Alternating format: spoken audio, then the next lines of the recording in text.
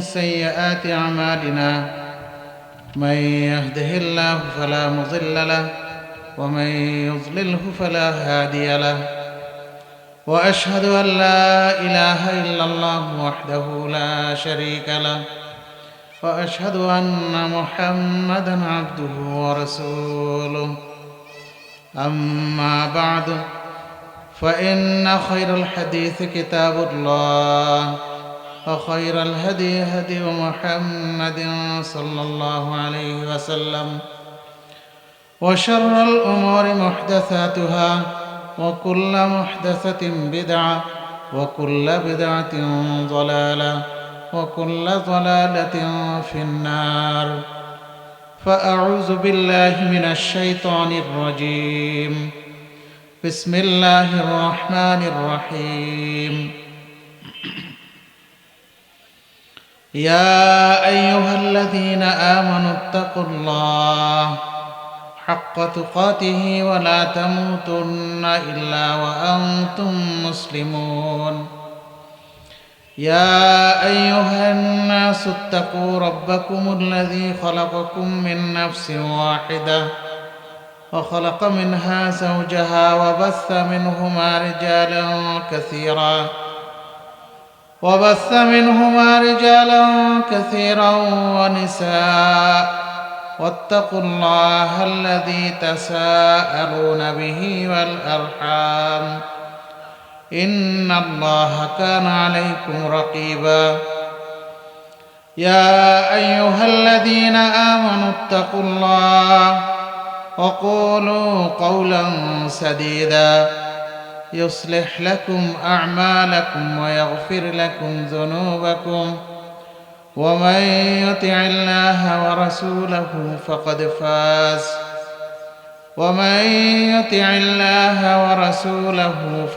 فاز فوزا عظيما وقال تعالى من عمل صالحا من ذكر أو أنثى وهو مؤمن فلنحيينه حياة طيبة ولنجزينهم أجرهم بأحسن ما كانوا يعملون وعن عبد الله بن مسعود رضي الله عنه قال قال رسول الله صلى الله عليه وسلم ما لي وللدنيا ما أنا والدنيا كراكب استظل تحت شجرة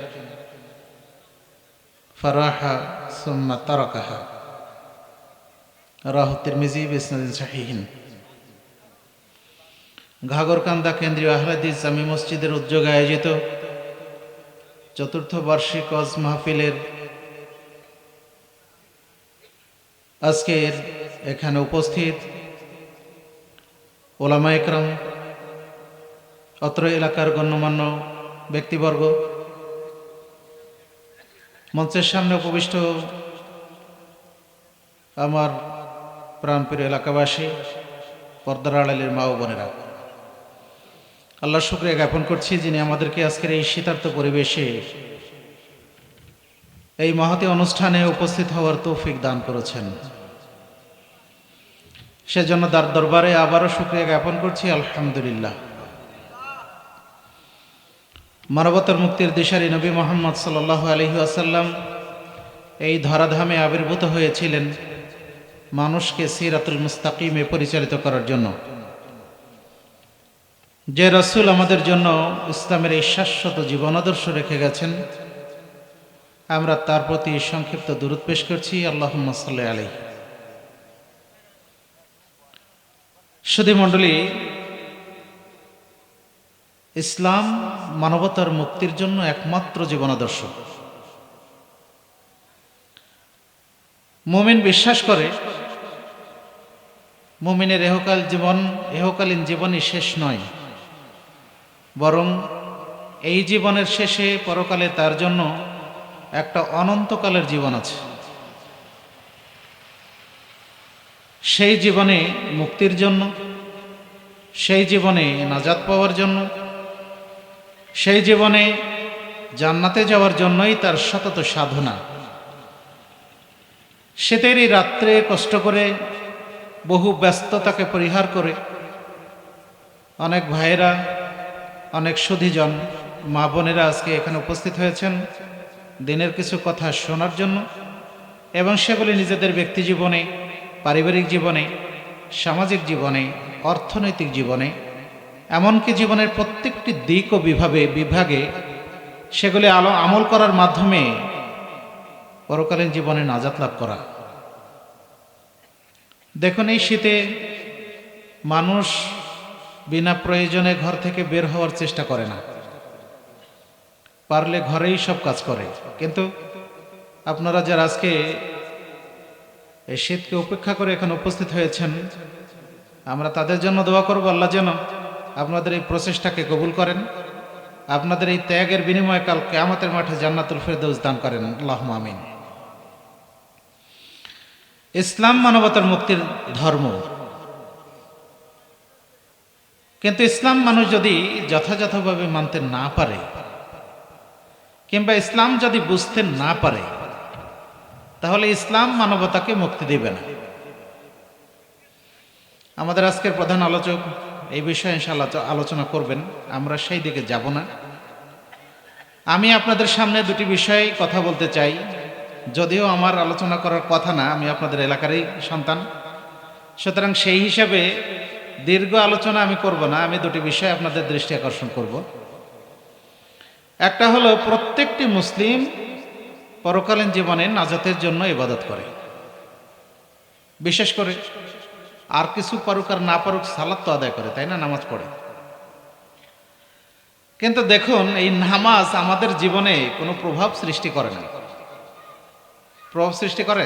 কোনো প্রভাব সৃষ্টি করে না। আল্লাহ বলছেন, ওয়া আকিমিস সালাতা ইন্নাস সালাতা তানহা আনিল ফাহশাই ওয়াল মুনকার ওয়ালা যিকরুল্লাহি আকবার আল্লাহু ইয়ালামু মা তাসনাউন। হে মুহাম্মদ, তুমি সালাত আদায় করো, কারণ সালাত মানুষকে অন্যায় অশ্লীল কাজ থেকে বিরত রাখে। আল্লাহর জিকির, আল্লাহর স্মরণই সর্বোচ্চ, আর তোমরা যা করো আল্লাহ সব জানেন। সূরা আনকাবুত 69 নম্বর আয়াত। তাহলে আল্লাহ বলছেন সালাত মানুষকে, নামাজ মানুষকে অন্যায় অশ্লীল কাজ থেকে বিরত রাখে। কিন্তু যে মানুষটা, এই যে এশার সালাত আমরা একসাথে আদায় করলাম জামাতে, এখানে জামাতে 5 ওয়াক্ত সালাত আদায় করেন, আবার যে মানুষটা গিয়ে ঘুষ খান, যে মানুষটা মসজিদে প্রথম কাতারে থাকেন 5 ওয়াক্ত সালাত জামাতে আদায় করেন, আবার ওই মানুষটা সুদ খায়, যে মানুষটা 5 ওয়াক্ত সালাত আদায় করে মসজিদে, আবার ওই মানুষটা নিজের ভাইয়ের হক নষ্ট করে। যে লোকটা 5 ওয়াক্ত সালাত আদায় করার পর সে তার বোনের হকটাকে মেরে খায়, সেই লোকটার সালাত কি আসলে কবুল হচ্ছে? তাহলে আমার হৃদয়, আপনার মনে এই সালাতটা কেন প্রভাব সৃষ্টি করে না? কেন করে না? এর কোনো জবাব, এর কোনো উত্তর আমরা কখনো কি খুঁজেছি? কারণ আবু হুরায়রা রাদিয়াল্লাহু আনহু থেকে বর্ণিত, তিনি বলেন, রাসূলুল্লাহ সাল্লাল্লাহু আলাইহি ওয়াসাল্লামের দরবারে এক লোক আসলো, এসে বলল, আল্লাহ রাসূল, জনৈক ব্যক্তি রাত্রে তাহাজ্জুদের সালাত আদায় করে, কিন্তু যখন সকাল হয় তখন সে চুরি করে। আল্লাহ রাসূল সাল্লাল্লাহু আলাইহি ওয়াসাল্লাম বললেন, সায়ানহাহু মা ইয়াকুলু, সে যা বলছে অবশ্যই তার এই সালাত তাকে এখান থেকে বিরত রাখবে। তার মানে সালাত যদি তার ঠিক হয়, তাহলে তার যাবতীয় অন্যায় অশ্লীল কাজ থেকে তাকে বিরত রাখতে পারবে। কিন্তু তাহলে আমার আপনার সালাত কেন আমাদের জীবনে কোনো প্রভাব পড়ে না? কেন আমাদেরকে অন্যায় থেকে, অশ্লীল কাজ থেকে বিরত রাখতে পারে না? কারণটা কি? তাহলে সে কারণগুলি আমাদের খুঁজে বের করা দরকার। রাসূলুল্লাহ সাল্লাল্লাহু আলাইহি ওয়াসাল্লাম বলছেন, ইন্নার রাজুলা লা ইউসাল্লি 60 সানাতান লাম ইউকবালু মিনহু শাইউন। কোন কোন মুসল্লি 60 বছর ধরে সালাত আদায় করে, কিন্তু তার পক্ষ থেকে কোনো কিছু কবুল করা হয় না। সিলসিলা হাদিস সাহিহা 2535 নম্বর হাদিস। তাহলে রাসূল বলছেন যে মানুষ 60 বছর ধরে সালাত আদায় করে, কিন্তু তার সালাত কোনো কিছু আল্লাহর কাছে কবুল হয় না। তাহলে যে সালাত আল্লাহর কাছে কবুল হচ্ছে না, এই সালাত কখনো কি আমার আপনার জীবনে কোনো প্রভাব সৃষ্টি করবে? আদৌ কোনো প্রভাব সৃষ্টি করবে না। অথচ দেখেন আমরা অনেকে সালাত আদায় করার পর আমাদের কপালে কিন্তু দাগ পড়ে গেছে, কপালে সেজদার দাগ পড়ে গেছে। অনেকে আমরা কষ্ট করে মসজিদ পর্যন্ত হেঁটে যেতে না পারলেও আমরা কিন্তু বাড়িতে বসে, অনেকে চেয়ারে, অনেকে মাটিতে বসে বিভিন্নভাবে সালাত আদায় করেন। অথচ এই সালাতগুলি তাদের জীবনে কোনো ধরনের কোনো প্রভাব সৃষ্টি করছে না। তাহলে এটা কেন? এর মৌলিক কারণ, প্রথম কারণ হলো এই, আপনার আমার সালাত, জিবরিল আলাইহিস সালাম যে সালাত রাসূলকে শিখিয়েছিলেন বাইতুল্লাহতে 2 দিন, জিবরিল আলাইহিস সালাম রাসূল সাল্লাল্লাহু আলাইহি সাল্লামের সাথে তাকে ইমামতি করে যে সালাত শিখিয়েছিলেন, আমি আপনি যে সালাত আদায় করছি ওই সালাত কি জিবরিল আলাইহিস সালাম যে সালাত শিখিয়েছেন সেই সালাত? যদি সেই সালাত না হয় তাহলে এই সালাত আপনি আজীবন আদায় করেন, আপনার এই সালাত কখনোই আপনাকে অন্যায় অশ্লীল কাজ থেকে বিরত রাখবে না। তাহলে কোন সেই সালাত? আমরা হাদিসের প্রত্যেকটি হাদিসের কিতাবে প্রথমেই ইমানের পরে সালাত অধ্যায় আছে, এমন কোন হাদিসের গ্রন্থ নাই যেখানে সালাতের অধ্যায় নাই। জীবনে এমন কোন দিক নাই যে সেই দিকে আমাদের ইলম অর্জন করতে বাকি আছে। মানে আমি বুঝাতে চাচ্ছি, আপনি যদি চাকরিজীবী হন তাহলে আপনার চাকরির সর্বোচ্চ পদমর্যাদায় পৌঁছার জন্য আপনাকে কি করতে হবে সেটা বলে দিতে হয় না, নিজের তাকিদে কিন্তু সে শিখে নেয়। আপনি যদি কৃষিজীবী হন তাহলে আপনার চাষাবাদটা কিভাবে সুন্দর হবে এইটা বলার জন্য কিন্তু আপনি কোনো স্কুলে কলেজে ভর্তি হন না, বরং আপনি আপনার নিজ তাকিদে আপনি কিন্তু শিখে নিচ্ছেন। কার কাছে গেলে, কোথায় গেলে জানা যাবে এটা আপনি শিখে নিচ্ছেন। আপনি যদি কোনো খামারি হন তাহলে আপনার খামারের, সেটা পশু পাখি হোক আর সেটা মাছ হোক, যেটাই হোক না কেন, এইটা কি করে বেশি বৃদ্ধি পাবে, অল্প সময়ে কি করে লাভ বেশি হবে, সেজন্য কি আমাদের কাউকে বলে দিতে হয়? বলে দিতে হয় না। কিন্তু নিজ তাকিদেই কিন্তু আমরা ছুটে যাচ্ছি, অমুকে বড় খামারি আছে তার কাছে জেনে আসি কিভাবে এই সমস্যার সমাধান করা যায়। তাহলে দুনিয়াবী জীবনে আপনি আমি এতটুকু, এই জীবনে বেঁচে থাকার জন্য, এই জীবনে কিছু স্বাচ্ছন্দ্যের জন্য এত কিছু করছি, কিন্তু পরকালীন জীবনে যেখানে আপনি জান্নাত লাভ করতে চান, যেই জান্নাতের একটা ইট যার মূল্য দুনিয়া এবং দুনিয়ার মধ্যে যা কিছু আছে সেগুলি যদি বিক্রি করা হয় তারপরে একটা ইটের মূল্য হবে না, তাহলে আমি আপনি সেই জান্নাতে থাকতে চাই, তাই না? তাহলে সেই জান্নাতে থাকতে চাই, আর আমার আপনার জ্ঞানতেন আমল দিয়েই কি আমরা সেই জান্নাতে চলে যাব? এটা কি সহজ? আল্লাহ বলছেন, আম হাসিবতুম আন তাদখুলুল জান্নাহ ওয়ালাম্মা ইয়ালামিল্লাহুল্লাযীনা জাহাদু মিনকুম ওয়া ইয়ালামাস সাবিরিন। তোমরা কি ভেবে নিয়েছো যে তোমরা জান্নাতে প্রবেশ করবে, অথচ আল্লাহ রাব্বুল আলামিন জানলেন না তোমাদের মধ্যে প্রকৃত মুজাহিদকে এবং তোমাদের মধ্যে প্রকৃত ধৈর্যশীলকে। অসীম ধৈর্যের সাথে ইবাদতটা যদি যথাযথভাবে আদায় করা যায়, প্রকৃতপক্ষে নফসের সাথে জিহাদ করে যদি যাবতীয় গুনাহ থেকে নিজেকে বাঁচানো যায়, তাহলেই কেবল পরকালীন জীবনে নাজাত পাওয়া সম্ভব, জান্নাতে যাওয়া সম্ভব। আজকের আমরা একটাই ইবাদত, আমাদের সালাতটাকে আমরা ঠিক করতে পেরেছি? উমামা আল বাহিলি রাদিয়াল্লাহু আনহু থেকে বর্ণিত, তিনি বলেন রাসূলুল্লাহ সাল্লাল্লাহু আলাইহি ওয়াসাল্লাম বলেছেন, মান তাওয়াজ্জা ফা আহসানা ওযুহু, যে ব্যক্তি সালাত ওযু করলো আর তার ওযুটাকে সুন্দর করে সম্পন্ন করলো, সুম্মা সাল্লা রাকাতাইন, অতঃপর 2 রাকাত সালাত আদায় করলো, ইউকবিলু আলাইহিমা বিওয়াজহিহি ওয়া কলবিহি ওয়াজাবাত লাহুল জান্নাহ, যাতে তার মন প্রাণ আল্লাহর দিকে রুজু করে কেবল 2 রাকাত সালাত আদায় করলো, তার জন্য জান্নাত অবধারিত হয়ে গেল। সুবহানাল্লাহ। তাহলে 2 রাকাত সালাতের মাধ্যমে জান্নাত অবধারিত হতে পারে, পারে না? হতে পারে। রাসূল বলেছেন, সুনানে তিরমিজি 3140, সুনানে নাসাই 3140। তাহলে এই হাদিসের মাধ্যমে আমরা বুঝতে পারি 2 রাকাত সালাত যদি আল্লাহর কাছে কবুল ও মঞ্জুর হয়ে যায়, এই 2 রাকাত সালাতের জন্য আমার আপনার জন্য জান্নাত অবধারিত হবে। অথচ আমরা, আমাদের বয়স যদি 50 বছর হয়, তাহলে 50 বছর বয়সের মধ্যে ধরে নিই আমরা প্রাপ্তবয়স্ক হয়েছি 15 বছরে, এই 15 বছর আমি আপনি সালাত আদায় করতে পারিনি, নামাজ পড়তে পারিনি, তাহলে বাকি 35 বছর ধরে তো সালাত আদায় করছি, কিন্তু আমার আপনার আকীদা আমল, আমার আপনার চলন বলন, আমার আপনার প্রকৃতি স্বভাব চরিত্র, এগুলি কেন পরিবর্তন হয় না? পরিবর্তন হয় না এই জন্য যে আমি আপনি ওই রাসূলের সালাত, ওই জিবরিল আলাইহিস সালাম যে সালাত আপনাকে আমাকে দেখিয়েছেন, এই সালাত আমি আপনি আদায় করতে পারছি না। রাসূল সাল্লাল্লাহু আলাইহি ওয়াসাল্লাম বলছেন, আম্মানি জিবরিল, জিবরিল আলাইহিস সালাম আমার ইমামতি করছেন 2 দিন বাইতুল্লাহতে। প্রথম দিন তিনি আউয়াল ওয়াক্তে সালাত আদায় করলেন 5 ওয়াক্ত আউয়াল ওয়াক্তে। দ্বিতীয় দিন তিনি আখির ওয়াক্তে 5 ওয়াক্ত সালাত আদায় করলেন। এরপরে তিনি বললেন, হে মুহাম্মদ, এইগুলি ছিল তোমার পূর্বের উম্মতদের সালাতের সময়, আর তোমার উম্মতের সালাত হচ্ছে মা বাইনা হাযাইন, এই দুইটার মাঝখানে তোমার উম্মতের সালাতের সময়। তাহলে জিবরিল আলাইহিস সালামকে শুধু এই সালাতের সময় বলার জন্য তিনি রাসূলকে 2 দিন ধরে সালাত আদায় করালেন? আমরা কি এটাই বুঝবো? না।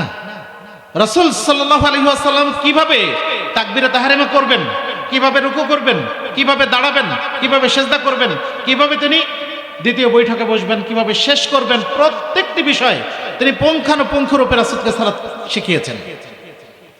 তাহলে বোঝা যায় আপনার আমার এই সালাত, আমার আপনার এই নামাজ আমি আপনি মন মতো পড়লে এই সালাত হবে না। এই সালাতের কথাই নবী মুহাম্মদ সাল্লাল্লাহু আলাইহি ওয়াসাল্লাম তার উম্মতকে বলেছেন, সাল্লু কামা রাআইতুমুনি উসাল্লি, সালাত ওইভাবে আদায় করো যেভাবে আমাকে আদায় করতে দেখেছো।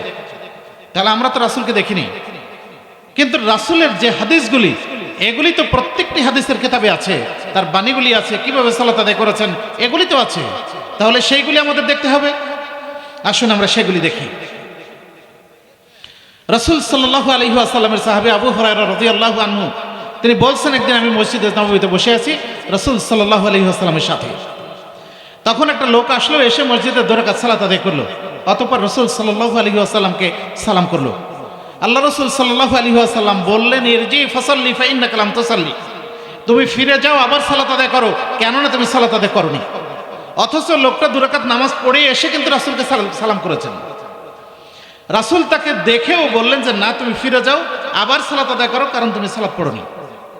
লোকটা আবার গিয়ে সালাত আদায় করলো, এবার এসে আবার সালাম দিয়েছে। রাসূল তাকে বললেন, ইরজি ফাসাল্লি ফাইন্নাকা লাম তুসাল্লি, তুমি ফিরে যাও আবার সালাত আদায় করো, কেননা তুমি সালাত পড়োনি। তাহলে আসলে কেউ সালাত পড়েনি?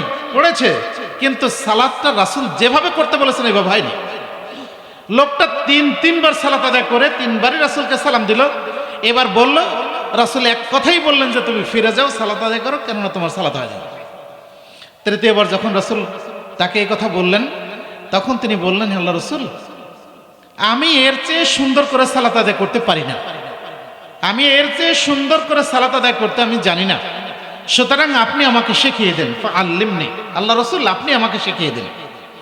রাসূল সাল্লাল্লাহু আলাইহি ওয়াসাল্লাম তখন বললেন, যখন তুমি সালাতে দাঁড়াবে তখন তুমি সোজা হয়ে দাঁড়াবে। এরপর তুমি কোরআন থেকে তোমার জন্য যা সহজ হয় তাই তেলাওয়াত করবে। বলেন তো, সূরা ফাতিহার থেকে সহজ কোনো জিনিস কি আমাদের কাছে আছে? একজন মানুষ যদি অনেক ঘোরের মধ্যেও থাকে, মনে করে সে অন্য কাজে ব্যস্ত, কিন্তু মুখে সূরা ফাতিহা পড়ছে, তারপরও কি ভুল হওয়ার সম্ভাবনা আছে? ভুল হওয়ার সম্ভাবনা নাই। ও যদি বেখেয়ালও পড়ে তারপর ভুল হবে না ইনশাআল্লাহ। অথচ আমাদের দেশে প্রচলিত আছে, ইমাম যদি কিরাত করেন, মান কানা লাহু ইমামুন ফাকিরাতুল ইমামি লাহু কিরাতুন, যার ইমাম আছে সুতরাং ইমামের কিরাতে মুক্তাদির কিরাত। অথচ এখানে গ্রামাটিক্যাল ভুল আছে। রাসূল যদিও বলে থাকেন হাদিসটা সঠিক নয়, এটা সহিহ হাদিস নয়, তারপর ধরে নেই যদিও সঠিক হয়, তাহলে আসলে অর্থটা কি হবে? আল্লাহ রাসূল বলছেন, মান কানা লাহু ইমামুন, যে ব্যক্তির ইমাম আছে, ফাকিরাতুল ইমামের লাহু কিরাতুন। আরবিতে একটা নিয়ম আছে, লাহু হু এটাকে বলা হয় জমির, ইংরেজিতে বাংলাতে সর্বনাম আর ইংরেজিতে হচ্ছে প্রোনাউন। এখন এই যে জমিরটা, এই যে প্রোনাউনটা, এই সর্বনামটা, এটা নিকটবর্তী বিশেষ্যের দিকেই প্রত্যাবর্তন করে। তাহলে মান কানা লাহু ইমামুন, যার ইমাম আছে, ফাকিরাতুল ইমামে লাহু কিরাতুন, তাহলে ইমামের কিরাতটা তারই কিরাত হবে। অথচ আমরা অর্থ করছি যে ইমামের কিরাতটা মুক্তাদির জন্য যথেষ্ট হবে, ইমামের কিরাতে মুক্তাদির কিরাত, মানে সম্পূর্ণ ভুল কিরাত, ভুল অর্থ। এখন দেখুন, এখানে আরবির গ্রামাটিক্যাল নিয়মটাকে উল্টিয়ে দিয়ে অর্থ করছে ইমামের, যার ইমাম আছে মুক্তাদিরের কিরাতি, ইমামের কিরাতে মুক্তাদির কিরাত। এটা ভুল অনুবাদ। অথচ আমাদের দেশে এইটাই চলছে। রাসূল সাল্লাল্লাহু আলাইহি ওয়াসাল্লাম দ্ব্যর্থহীন ভাষায় ঘোষণা করেছেন, লা সালাতা লিমান লাম ইয়াকরা বিফাতিহাতিল কিতাব, ওই ব্যক্তির কোনো সালাত নাই যে ফাতিহাতুল কিতাব সূরা ফাতিহা পড়ে না। যে ব্যক্তি সূরা ফাতিহা পড়ে না তার কোনো সালাতই নেই। এখন বলেন এখানে ইমাম, এখানে মুক্তাদি, এখানে একাকী নাকি জামাতে, এখানে জানাজার সালাত নাকি এমনে সালাত, কোনোটা কোনো পার্থক্য নাই। যে জিনিসটা সালাত সেইটা যদি পড়া হয়, তাতে যদি সূরা ফাতিহা পড়া না হয় তাহলে ওটা কোনো সালাতই নয়, এটা সালাতই হবে না। আপনি আমি সারা জীবন যদি এইভাবে সালাত পড়ে আসি তাহলে এই সালাত কি আল্লাহর কাছে কবুল হবে? হবে না। কারণ আল্লাহ বলছেন কুল ইন কুনতুম তুহিব্বুনাল্লাহ ফাত্তাবিউনি ইউহিব্বুকুমুল্লাহ ওয়া ইয়াগফির লাকুম যুনুবাকুম আল্লাহু গফুরুর রহিম। হে মুহাম্মদ বলে দাও, তোমরা যদি আল্লাহকে ভালোবাসতে চাও তাহলে আমি মুহাম্মদ আমার অনুসরণ করো। আল্লাহ রাব্বুল আলামিন তোমাদেরকে ভালোবাসবেন, তোমাদের গুনাহগুলি ক্ষমা করে দেবেন, আর আল্লাহ ক্ষমাশীল দয়াবান। সূরা আলে ইমরান 31 নম্বর আয়াত। তাহলে আল্লাহ বলছেন নবী মুহাম্মদ সাল্লাল্লাহু আলাইহি সাল্লামের অনুসরণ করতে, আর আমি বান্দা আমি বলছি যে না ওটা করতে হবে না, আমাদের মাযহাবে এটা আছে, এটা করেন। তাহলে কি এটা চলবে? এটা চলবে না। তাহলে এইভাবে করে যদি আপনি সারা জীবন সালাত আদায় করে আসেন, আপনার আমার এই সালাত আল্লাহর কাছে পৌঁছবে না, এটা কবুল হবে না। আয়েশা রাদিয়াল্লাহু আনহা বলছেন মান আমিলা আমালান লাইসা আলাইহি আমরুনা ফাহুয়া রাদ। রাসূল সাল্লাল্লাহু আলাইহি ওয়াসাল্লাম বলছেন যে ব্যক্তি এমন কোন আমল করলো, এমন কোন কাজ করলো যে বিষয়ে আমাদের কোনো অনুমোদন নেই, ওই আমলটা পরিত্যাজ্য, ওই আমলটা গ্রহণযোগ্য নয়। তাহলে আমল করতে হবে যেটা রাসূল সাল্লাল্লাহু আলাইহি ওয়াসাল্লাম করেছেন, করতে বলেছেন অথবা তিনি অনুমোদন করেছেন। এই আমল যদি হয় তাহলে এটা গ্রহণযোগ্য। সহিহ মুসলিম 1718 নম্বর হাদিস। তাহলে আপনার আমার আমলটা রাসূল সাল্লাল্লাহু আলাইহি ওয়াসাল্লাম যেভাবে করেছেন ওইভাবে করতে হবে। রাসূল বললেন ফাকরা মা তায়াসসারা মাআকুম মিনাল কুরআন। সুতরাং যখন তুমি সালাতে দাঁড়াবে তখন সোজা হয়ে দাঁড়াবে, আর তোমার নিকটে কোরআনের যা সহজ হয় সেখান থেকে তুমি তেলাওয়াত করো। অতঃপর তুমি রুকু করবে হাত্তা তাতমাইন্না রাকিআন, এমন ভাবে রুকু করবে যেন প্রশান্তি সহকারে বোঝা যায় যে তুমি রুকু করেছো। কিন্তু আমার আপনার রুকু কি হয়? এটা কি সমান হয়? এটা কি আসলে রুকু হচ্ছে? আপনার আমার চিন্তা করা দরকার। রুকুতে গিয়ে পিঠ মাজা সব সমান হওয়া দরকার। একটা লাঠি রাখলে সাহাবায়ে কেরাম লাঠিটা সোজা কিনা এটা রুকু করার সময় ওর উপরে রাখতেন, এমনকি বলতো যে পানি দিলে পিঠে ওটা গড়িয়ে পড়বে না। আর আমার আপনার রুকু হয় এমন যে উপরে দেখা আকাশের দিকে তাকাই আছে, তাহলে রুকু হবে? রুকু হবে না। এরপর রাসূল সাল্লাল্লাহু আলাইহি সাল্লাম বললেন অতঃপর তুমি উঠে দাঁড়াবে হাত্তা তা'তাদিলা কায়মান, একেবারে সোজা হয়ে দাঁড়াবে। কিন্তু আমাদের মধ্যে এমন অনেকে আছেন রুকু থেকে উঠে মাজাটা সোজা হলো কি হলো না আবার সেজায় চলে গেল। তাহলে বলুন তো এইভাবে সালাত আদায় করলে এই সালাত কখনো আল্লাহর কাছে কবুল হয়?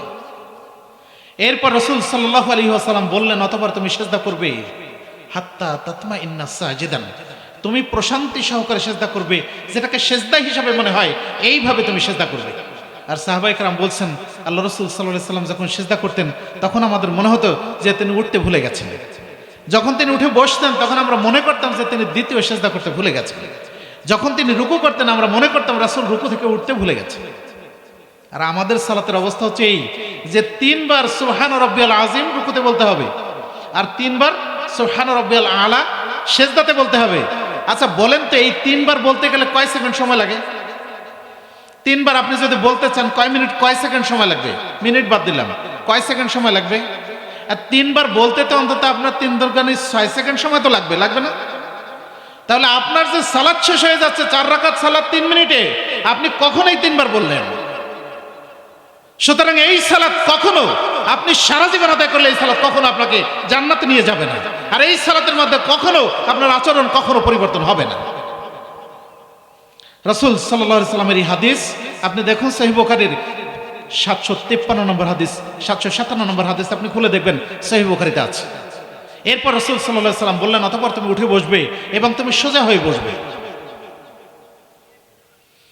ফাফআল যালিকা ফি সালাতিকা কুল্লিহা, তুমি তোমার পুরো সালাতটাই তুমি এইভাবে আদায় করবে। রাসূল তাকে 1 রাকাত সালাত দেখালেন আর বললেন যে তুমি এইভাবে পুরো সালাত আদায় করবে। এখন বলুন আমাদের আপনাদের প্রত্যেকের সালাতটা কি এইভাবে হয়? আমার আপনার নামাজটা কি এইভাবে হয়? যদি এইভাবে না হয় তাহলে এই নামাজের মাধ্যমে কি করে আপনি আশা করতে পারি যে এই নামাজ আমাকে আপনাকে জান্নাতে নিয়ে যাবে? আমরা সারা জীবন আলোচনা শুনি, তাই না? বিশেষ করে শুক্রবার দিন আমরা বিভিন্ন বিষয়ে আলোচনা শুনি। বছরে 52টা সপ্তাহ আছে, 52টা সপ্তাহে ইমাম সাহেব বিভিন্ন বিষয়ে 52টা খুতবা দেন, 52টা বিষয় আলোচনা করেন। তাহলে এই 52টা বিষয় অন্তত আমরা জানি। আপনার আমার জীবনে এই 52টা বিষয়ে এটাকে আমরা আমলে পরিণত করেছি? যদি না করি, কাল কিয়ামতের মাঠে আপনাকে আমাকে আল্লাহর কাছে জবাবদিহি করতে হবে।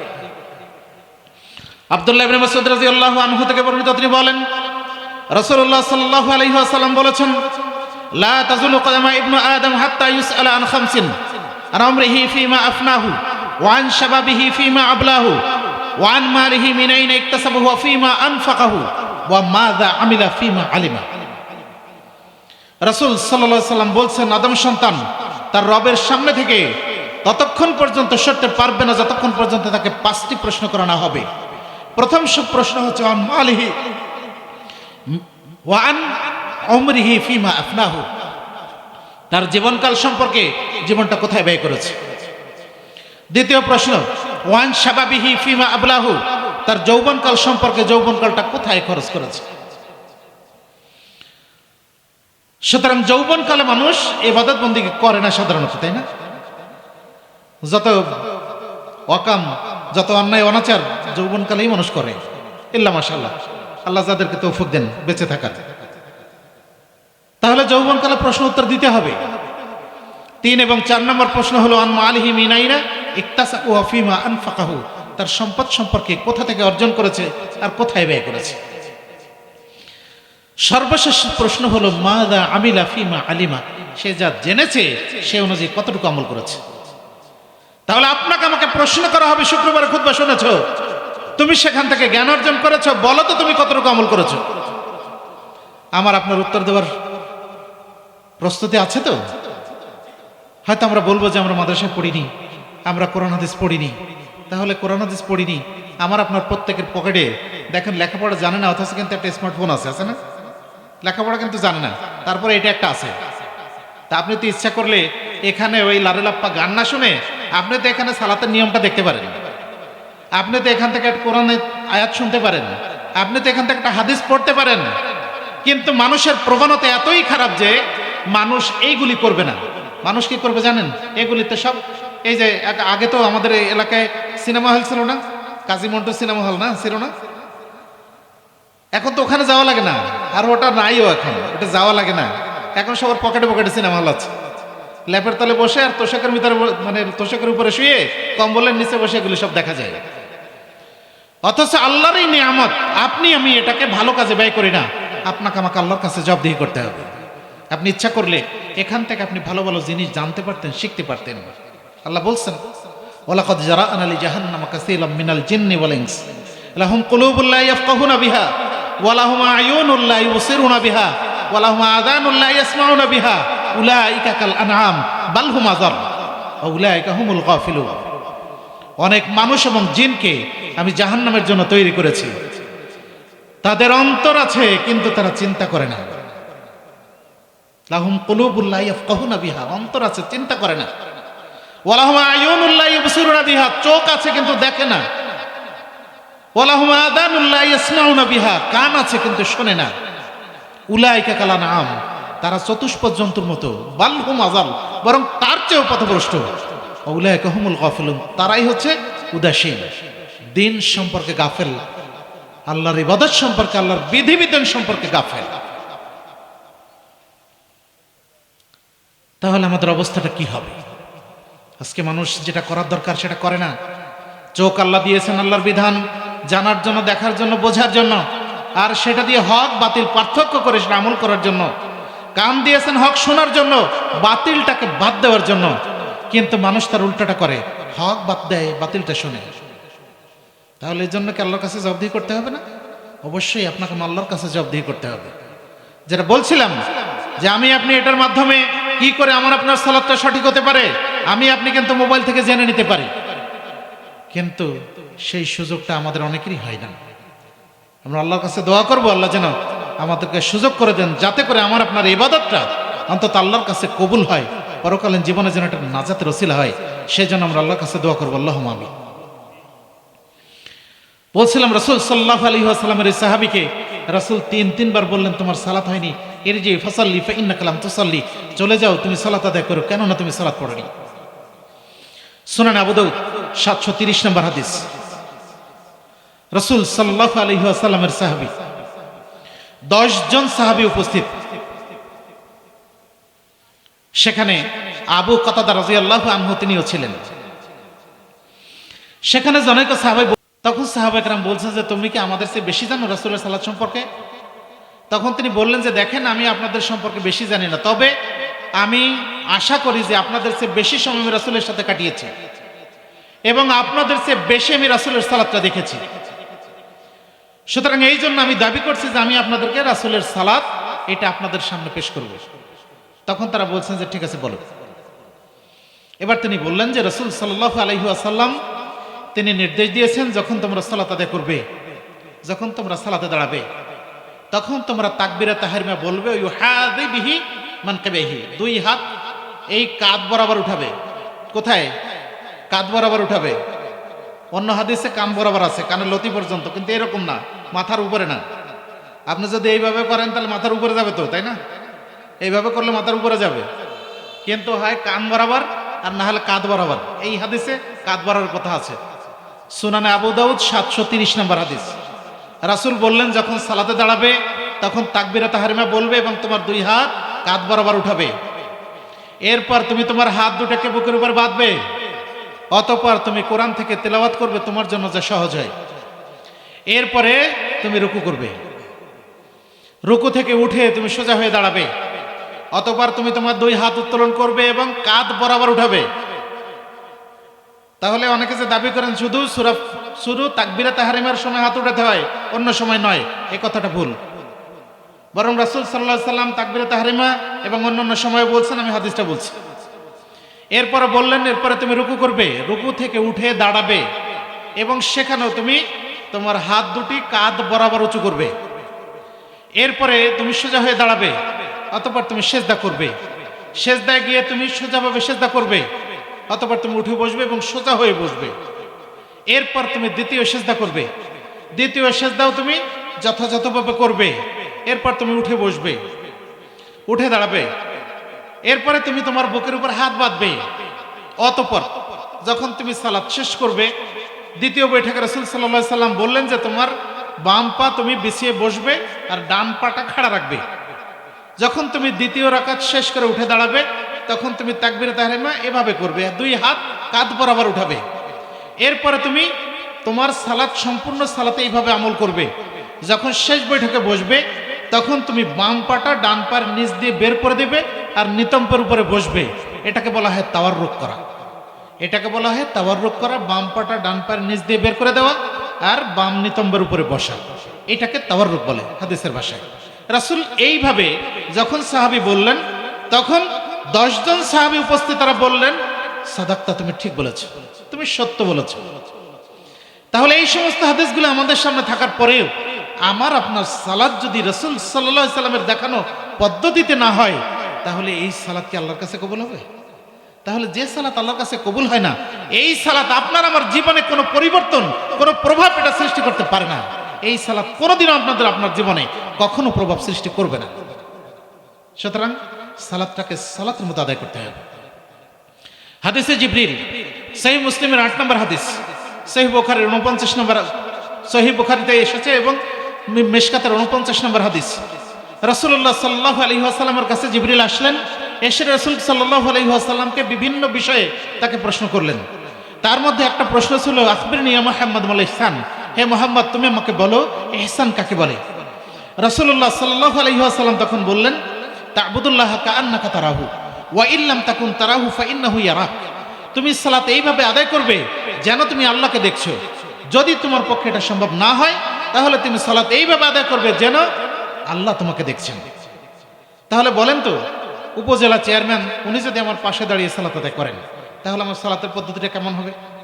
যদি উপজেলা চেয়ারম্যান না হয়ে যদি ডিসি হন তাহলে আমার সালাত কেমন হবে? যদি ডিসি না হয়ে প্রধানমন্ত্রী হন, আমাদের এই আসনের তো ছিলেন তাই না, যদি প্রধানমন্ত্রী থাকেন আমার পাশে তাহলে আমার সালাতের পদ্ধতি কি হবে? আমরা আমাদের দেশের এই সমস্ত মানুষকে আমরা ভয় করি, আমরা চেয়ারম্যানকে ভয় করি, আমরা ডিসিকে ভয় করি, আমরা এসপিকে ভয় করি, আমরা প্রধানমন্ত্রীকে ভয় করি। কিন্তু যেসব এসপি ডিসি প্রধানমন্ত্রীর স্রষ্টা মহান আল্লাহর সামনে আমি আপনি দাঁড়িয়ে আছি, সেই আল্লাহকে ভয় করে আপনার আমার সালাত কেমন হওয়া উচিত? আপনাকে আমাকে চিন্তা করতে হবে না? অথচ আমি আপনি প্রতিনিয়ত 5 ওয়াক্ত সালাত আদায় করছি, আমার আপনার সালাতটা কেমন হওয়া দরকার? সুনানে তিরমিজি 2639 নম্বর হাদিস, রাসূল সাল্লাল্লাহু আলাইহি ওয়াসাল্লাম বলছেন, আল্লাহ রাব্বুল আলামিন ইয়াহিয়া বিন জাকারিয়া আলাইহিস সালামকে নির্দেশ দিলেন, তুমি তোমার উম্মতকে 5টি বিষয়ে তুমি নির্দেশ দিবে এবং তাদেরকে এই বিষয়ে আমল করতে বলবে। ইয়াহিয়া বিন জাকারিয়া আলাইহিস সালাম তিনি জনগণকে ফিলিস্তিনে বাইতুল মাকদাসে জমা হতে বললেন, একত্রিত হতে বললেন। যখন তারা সবাই একত্রিত হলো তখন তিনি বললেন যে দেখো, আল্লাহ তোমাদেরকে 5টি বিষয়ের নির্দেশ দিয়েছেন, এই 5টি বিষয় তোমাদেরকে আমল করতে বলেছেন। তার মধ্যে অন্যতম হলো, হাদিস অনেক লম্বা, এটা বলতে গেলে সময় চলে যাবে, এই জন্য ওটা বলছি না। এর মধ্যে তিনি বললেন যে আল্লাহ তোমাদের উপরে সালাত ফরজ করেছেন, সুতরাং তোমরা সালাত আদায় করবে। যখন তোমরা সালাত আদায় করবে তখন তোমার দৃষ্টি সালাতের দিকে রাখবে, সিজদার দিকে রাখবে, এদিকে ওদিকে তাকাবে না। কারণ মুসল্লির দৃষ্টি যদি এদিকে ওদিকে চলে যায় তাহলে আল্লাহ রাব্বুল আলামিন তার থেকে তার দৃষ্টিটা ঘুরিয়ে নেন।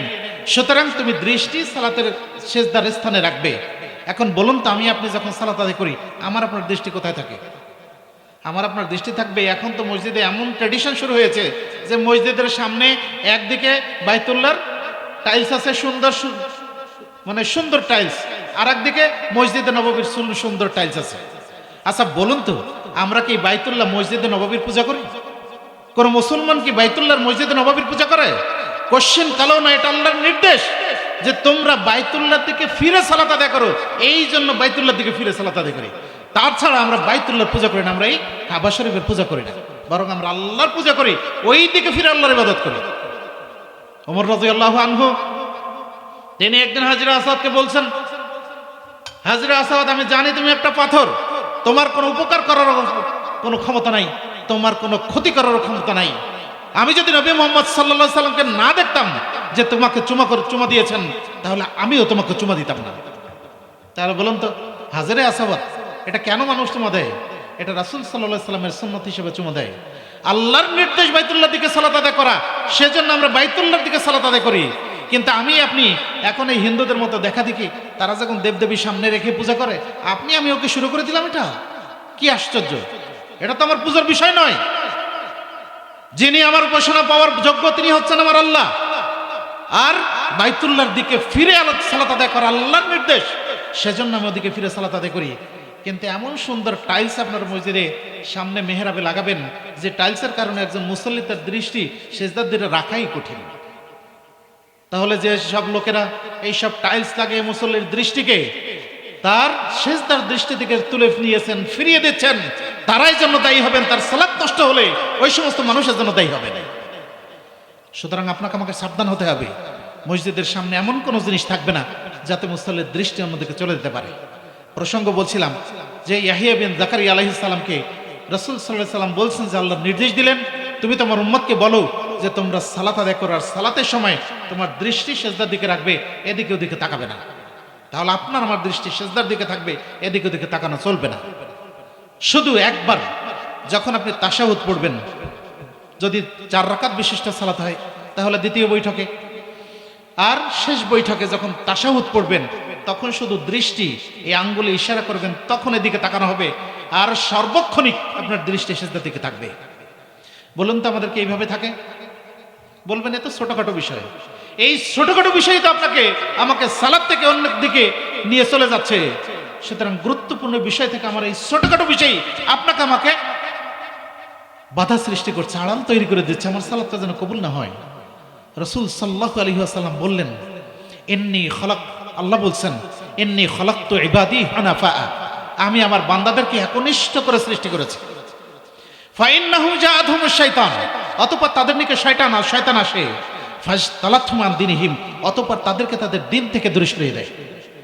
তাহলে আপনার আমার কাছে শয়তান কোন মানুষের বেশে অথবা এমন কোন আকৃতিতে অথবা এমন কোন জিনিস দিয়ে উপস্থিত হচ্ছে যে আপনার আমার ইবাদতটা নষ্ট করে দিচ্ছে, আমরা বুঝতেও পারছি না। সুতরাং আল্লাহ এবং আল্লাহ রাসূলের নির্দেশ আপনি আমি ফলো করে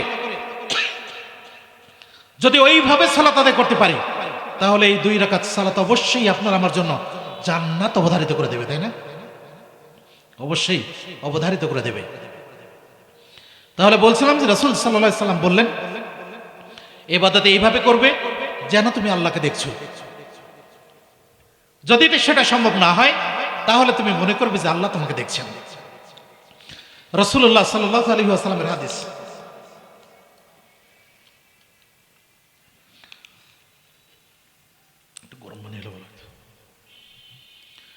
আল্লাহ রাসূল সাল্লাল্লাহু আলাইহি ওয়াসাল্লাম বলছেন, ইজা সাল্লাইতা ফাযকুরিল মাউত, যখন তুমি সালাত আদায় করবে তখন তুমি মৃত্যুকে স্মরণ করো। ফা ইন্নার রাজুলা ইযা যাকারাল মাউত ফি সালাতিহি লা ইয়াতাহাররা আইয়ুহসিনা সালাতাহু, কেননা বান্দা যখন সালাতের মধ্যে সে মৃত্যুকে স্মরণ করে তখন সে অবশ্যই সে চেষ্টা করবে যে তার সালাতটা যেন সুন্দর হয়। তাহলে আমি আপনি যদি মনে করি যে আমার মৃত্যু এই সালাত শেষ হওয়ার আগেই হয়ে যেতে পারে, তাহলে কি আমার সালাতটা সুন্দর হবে না? অবশ্যই সুন্দর হবে। তাহলে ওইভাবে সালাত আদায় করা দরকার, যাতে করে আমার সালাতটা আল্লাহ কবুল করেন। এরপরে রাসূল সাল্লাল্লাহু আলাইহি ওয়াসাল্লাম বললেন, ওয়াসাল্লি সালাত রাজুলিন, তুমি ওই লোকটার মতো সালাত আদায় করো, ইয়াজুন্নু, যে ব্যক্তি ধারণা করে যে লা ইউসাল্লি গায়রাহু, যে ব্যক্তি ধারণা করছে যে সে এই সালাতের পরে আর কোনো সালাত আদায় করতে পারবে না।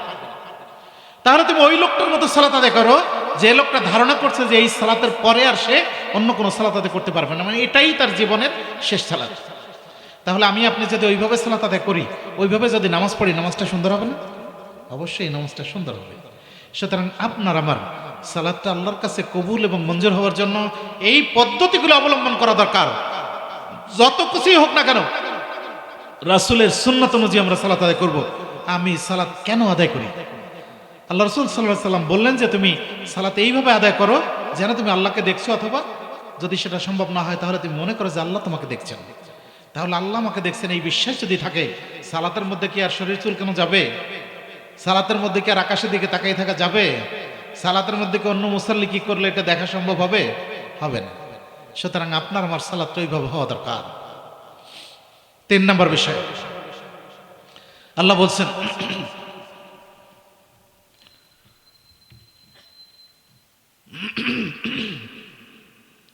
ওয়ামা উমিরু ইল্লা লিয়াবুদুল্লাহ মুখলিসিনা লাহুদ্দিন, সূরা বাইয়িনা আয়াত নম্বর 5। আল্লাহ বলছেন তাদেরকে তো এই নির্দেশ দেওয়া হয়েছিল যে তারা দিনকে, অর্থাৎ আমার ইবাদতকে কেবল আল্লাহর জন্য খালেস করবে। তাহলে আমার আপনার ইবাদত কার জন্য? আমি আপনি সালাত আদায় করি কার জন্য? আমি আপনি নামাজ পড়ি কার জন্য? আপনারা আপনাকে বলতে পারবেন একনিষ্ঠভাবে একেবারে আল্লাহকে হাজির নাজির জেনে বলতে পারবেন যে আমি সালাতটা কেবল আল্লাহ রাব্বুল আলামিনের জন্য পড়ি? এটাকে আমরা সবাই বলতে পারবো? আমরা কি এটা বলতে পারবো যে আমরা সালাতটা কেবল আল্লাহ রাব্বুল আলামিনের জন্য পড়ছি? দেখেন, সমাজে এমন অনেক মানুষ আছে যারা সমাজের ভয়ে, বয়স ভারী হয়ে গেছে, তখন মনে করছে এখন বয়স ভারী হয়েছে, দাড়ি চুল পেকে গেছে, এখন যদি নামাজ না পড়ি তাহলে মানুষে কি বলবে। আমি রাজশাহীতে একটা বাসায় থাকি, এই বাসার গার্ড আছে, সারা সপ্তাহে 7 দিনে এক ওয়াক্ত সালাত পড়ে না, সালাত আদায় করে না, কিন্তু শুক্রবার দিন সে একটা সময় ওইটা গেটটা তালা দিয়ে চলে যায়। এখন মনে করেন অনেকগুলি ফ্যামিলি আছে, অনেকগুলি, সে ধরেন 15-20টা হবে, কারো তো কোনো প্রয়োজন থাকতে পারে, গুরুত্বপূর্ণ প্রয়োজন থাকতে পারে। তো দেখা গেল অনেকে এই সময় এসে জুমার সালাত শেষ হইতে তার আধা ঘন্টা সময় লাগবে, আধা ঘন্টা সময় তো লাগবে। দেখা গেল অনেকে এসে বাইরে গেটের সাথে দাঁড়িয়ে আছে। এই আধা ঘন্টা বাইরে দাঁড়িয়ে থাকাটা, এই রাস্তার উপর দাঁড়িয়ে থাকা, এটা কি সম্ভব বলেন? তো একদিন তাকে বলছে, আচ্ছা তুমি যে সারা সপ্তাহে নামাজ পড়ো না, এই শুধু জুমার সময় নামাজ পড়তে যাও, এই কি আল্লাহর সাথে ঠাট্টা করো? তো বলছে, কি বলেন আপনি? আমি সারা সপ্তাহে যাই করি না কেন, শুক্রবার যদি নামাজ না পড়ি তাহলে এটা হয়? শুক্রবার নামাজ না পড়ে থাকা যায়? তাহলে সারাদিন পড়ছে না, সারা সপ্তাহে ওর কোনো খবর নাই, ও শুক্রবারে এক ওয়াক্ত সালাত আদায় করবে। তাহলে এই এক ওয়াক্ত সালাতের মাধ্যমে কি সে মুক্তি পেয়ে যাবে? আমাদের দেশে এমন অনেক মানুষ আছে যে যারা দেখেন সাপ্তাহিক মুসাল্লি, শুক্রবারে এক ওয়াক্ত সালাত আদায় করেন। এমন অনেক মানুষ আছেন যারা বছরে 2 দিন সালাত আদায় করে। কোন দিন? বছরে 2 দিন সালাত আদায় করে, 2 ঈদের দিন। এমন অনেক মানুষ আছে সারা বছরে কোনো খবর নাই, একদিন সালাত আদায় করে এক রাতে। বলেন তো সেই রাত কোন দিন? শবে বরাতের রাত্রে সালাতুল আলফিয়া পড়ে, সালাতুল আলফিয়া বুঝেন তো, 1000 রাকাত সালাত আদায় করে, ফজরের ফরজ সালাতেই খবর নাই, ওই সালাত আদায় করছে। বুঝলেন, আমাদের দেশের এই হলো অবস্থা। তাহলে এরকম অনেক মানুষ আপনি পাবেন বিভিন্ন উৎসব উপলক্ষে, বিভিন্ন কারণে, সমাজের ভয়ে, মানুষের ভয়ে এসে শেষে সালাত আদায় করে। এরা প্রকৃতপক্ষে মুসল্লি নয়। আল্লাহর সাথে ঠাট্টা করলে, আল্লাহর সাথে তামাশা করলে আল্লাহকে বুঝবেন না। সুতরাং আমার আপনার এই তামাশা বাদ দিতে হবে, সালাত নিয়মিত আদায় করতে হবে। আল্লাহ বলছেন ওয়াল্লাযীনা হুম ফি সালাতিহিম দাঈমুন, যারা স্থায়ীভাবে নিয়মিত সালাত আদায় করে পরকালীন জীবনে তারা মুক্তি পাবে। মুমিন তারাই ওয়াল্লাযীনা হুম ফি সালাতিহিম দাঈমুন, যারা সালাতে নিয়মিত আদায় করে, ধারাবাহিকভাবে আদায় করে, স্থায়ীভাবে আদায় করে। তাহলে এমন নয় যে আজকে একবার জুমার দিন পড়লাম আর সারা সপ্তাহ খবর নাই, এর নাম প্রকৃত মুসল্লি নয়। সুতরাং এইভাবে সালাত আদায় করে কখনো মুক্তি পাওয়া যাবে না। আপনার আমার সালাত কেবল মুক্ত সেই রবকে, আল্লাহকে খুশি রাজি খুশি করার জন্য হতে হবে, তাহলে এই সালাত আল্লাহর কাছে কবুল হবে। এই সালাতের মাধ্যমে আমার আপনার জীবনটাই চেঞ্জ হয়ে যাবে, জীবনটাই পরিবর্তন হবে, যদি কেবল আল্লাহ রাব্বুল আলামিনের উদ্দেশ্যে, পরকালীন জীবনে মুক্তির উদ্দেশ্যে সালাত আদায় করা যায়। যদি তা না হয় তাহলে আপনার সারা জীবনের সালাত কোনো কাজে আসবে না। উমাম আল বাহিলি রাদিয়াল্লাহু আনহু থেকে বর্ণিত, তিনি বলেন রাসূলুল্লাহ সাল্লাল্লাহু আলাইহি ওয়াসাল্লামের দরবারে একজন লোক আসলো, এসে সে বলছে, আল্লাহ রাসূল, জনৈক ব্যক্তি সে জিহাদ করছে এই উদ্দেশ্যে যে ইয়ালতামিসুল আজরা ওয়া যিকরা, সে ব্যক্তি জিহাদ করছে, সে প্রসিদ্ধিও চায়, প্রশংসাও চায়, আবার আল্লাহর কাছে সওয়াবও চায়। তিনি বললেন যে প্রশংসাও চায়, আবার সে সওয়াবও চায়। মালাহু, রাসূলুল্লাহ সাল্লাল্লাহু আলাইহি ওয়াসাল্লাম বললেন লাইসা লাহু শাইউন, তার জন্য কোনো নেকি নেই। ফাআদাহা সালাসা মাররাতিন, সে তিনবার এই কথাটা বলল। রাসূল সাল্লাল্লাহু আলাইহি ওয়াসাল্লাম একই কথা বললেন, লাইসা লাহু শাইউন, তার জন্য কোনো নেকি নেই। এরপরে তিনি বললেন ইন্নাল্লাহা লা ইয়াকবালু মিনাল আমাল, আল্লাহ রাব্বুল আলামিন কোনো আমলই কবুল করেন না ইল্লা মা কানা লাহু খালিসান ওয়াবতুগিয়া বিহি ওয়াজহা, কেবল যে ইবাদতের মাধ্যমে আল্লাহ রাব্বুল আলামিনের সন্তুষ্টি কামনা করা না হয় এবং তার চেহারা কামনা করা না হয়, আল্লাহর জন্য করা না হয় এবং তার সন্তুষ্টি কামনা করা না হয়, এই ইবাদত আল্লাহ রাব্বুল আলামিন কবুল করেন না। তাহলে যে সালাতটা, যে নামাজটা আল্লাহর জন্য খালেস না হবে, এই সালাত কখনোই আল্লাহর কাছে কবুল হবে না। আর এর জন্য আপনার আমার আকীদা আমল, আমার আপনার জীবনে কোনো প্রভাব পড়বে না, আচরণের কোনোই পরিবর্তন হবে না। আর একটা উদাহরণ বলি, আমি একজনের বাসায় থাকি, আমাদের সভাপতি সব দেখে এসেছেন, গোপালগঞ্জ জেলা আন্দোলনের সভাপতি, না আহলাদিস আন্দোলনের সভাপতি। এই বাসায় একজন আহলাদিস মানুষের, ওই একই জায়গায় 4টা বিল্ডিং আছে, এই 4টা বিল্ডিং এর একটাই গেট আছে। লোকটা হচ্ছে ওই এলাকার কমিশনার। সে পারলে প্রত্যেক বছর উমরা করে, হজ 2-10 বার করা হয়ে গেছে। 4 ওয়াক্ত সালাত একেবারে জামাতে একবার প্রথম কাতারে থাকে ইমামের পিছনে, একদম প্রতিদিন 4 ওয়াক্ত সালাত একেবারে ইমামের পিছনে পড়ে। 1 ওয়াক্ত সালাত শুধু ফজর পড়তে পারেন। উনি বলে যে আমার ওই 4 তলা থেকে নামতে উঠতে অনেক কষ্ট হয়, ফজরের সময় এতগুলি তালা খুলে বের হতে আমার জন্য একটু কষ্ট করে, এই জন্য আমি ফজরের সালাতে জামাতে আসি না।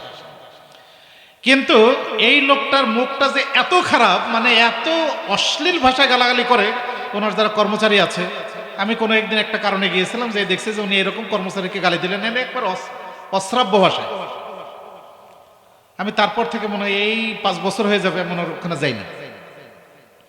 আচ্ছা বলুন তো, উনি এই যে বড় ইবাদত, সবচেয়ে বড় ইবাদত হজ করেছেন, 4 ওয়াক্ত মানে নিয়মিত একেবারে, ওনার একটুও তাকবীরে তাহরিমা ছোটে না, সালাত আদায় করেন ইমামের পেছনে।